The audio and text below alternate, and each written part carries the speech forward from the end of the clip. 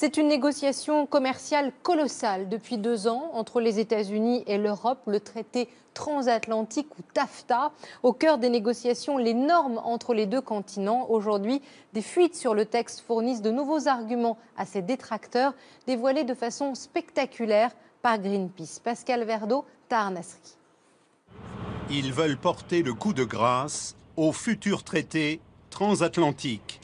Sur la façade du Reichstag à Berlin, le Parlement allemand, Greenpeace dévoile et met en ligne 248 pages de documents confidentiels. Nous publions ces documents car il est scandaleux de négocier dans l'opacité. Il ne s'agit pas de secrets commerciaux, mais de la protection de notre environnement et des consommateurs qui représentent 500 millions de citoyens européens. Des critiques largement relayées depuis des années par les ONG. Pour les détracteurs du TTIP, ce projet de partenariat entre les États-Unis et l'Europe va faire voler en éclats le principe de précaution et le mode de vie des Européens.